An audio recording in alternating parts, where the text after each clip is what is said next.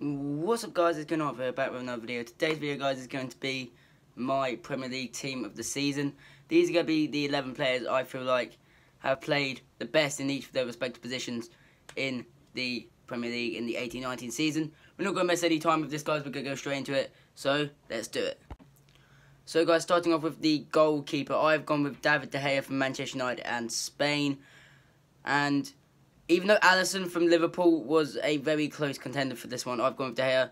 Mostly because, once again, this year he has almost single-handedly kept United in the race for the top 4, keeping 7 clean sheets in the league and only concede 1.24 goals per 90 minutes in the Premier League. Now, even though that may seem like quite a bit, I think that's mostly down to a poor defence in front of him, as he, in my opinion, is definitely the best goalkeeper in the Premier League, possibly even the world. So, yeah, De Gea makes it into my Premier League team season as the starting goalkeeper. However, like I said, shout out to Alisson, who was a close second. But yeah, David De Gea is the goalkeeper for this team. And the first centre-back of 3, in this team will be playing a 3-4-2-1 formation. We've gone with Virgil van Dijk from Liverpool. The reason I've done this is pretty simple. He is, in my opinion, the best centre-back in the Premier League, especially after his performance for Liverpool in this season. He's made 34 appearances, scoring 3 goals in their way, keeping 17 clean sheets, and only conceded 20 goals throughout the entire season, which is incredible.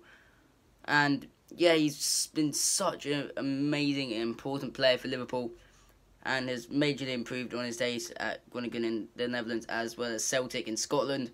And I think if Liverpool win the Premier League this season, Van Dijk should probably get the Player of the Year award.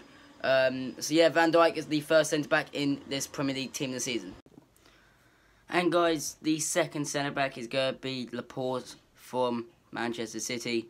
Similarly to Van Dijk, he has been a revolution at the back for the title challengers in Manchester. He's made 31 appearances in the league, scoring 2 goals, making 33 tackles and 80 clearances, as well as his really good 42% tackle success rate.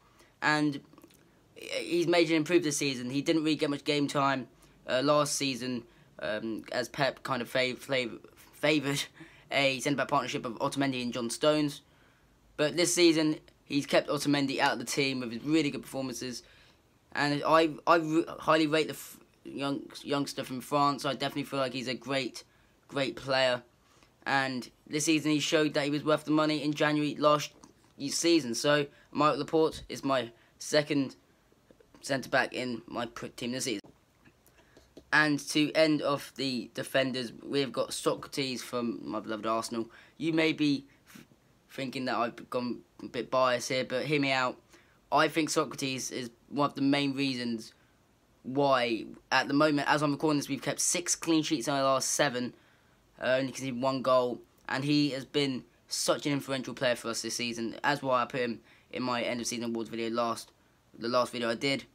At the time I'm recording this, he's made 22 appearances in the Premier League, making 37 tackles, and there's a 59% tackle success rate, which is pretty good. He hasn't kept many clean sheets, only 5 clean sheets in the league, but that is mainly down to a poor defence around him.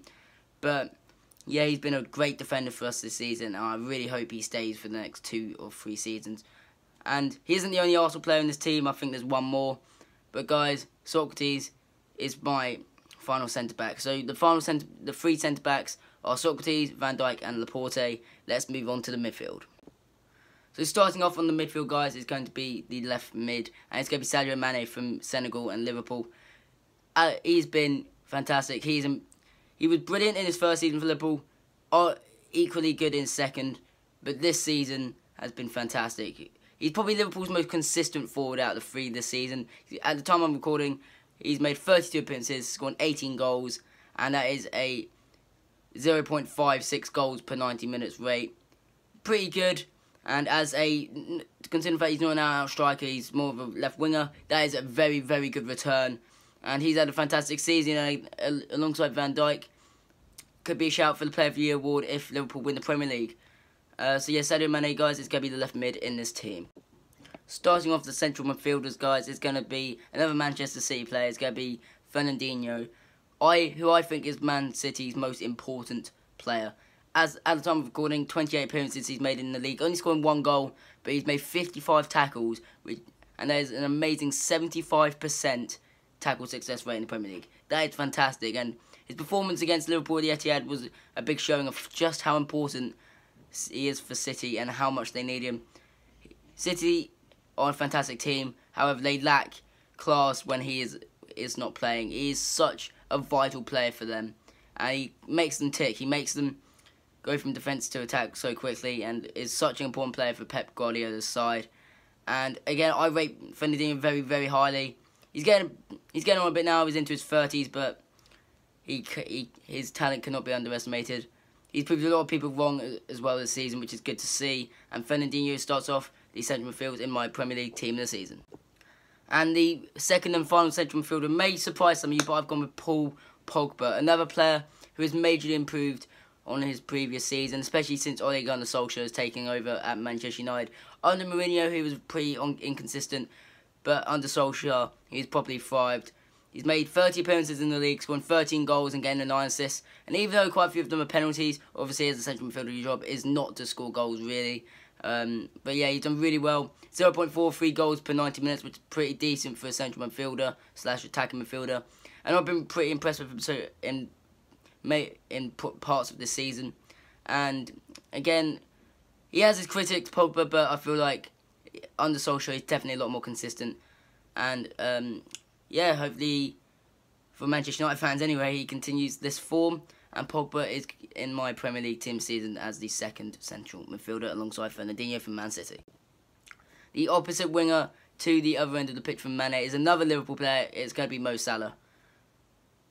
I'm not going to lie, I won't lie to you guys. At the start of the season, I was predicting Mo Salah to be sort of a one-season wonder. I thought he'd score quite a few goals, but not have a big impact like he did last season. However, he's proved me and a lot of people wrong. 19 goals and 7 assists in the league as I'm recording is really good. Obviously, nowhere near as brilliant as he was last season, but it's still really, really good return. 34 appearances as well is really good. And 0.56 goals per 90 minutes rate is pretty decent as well.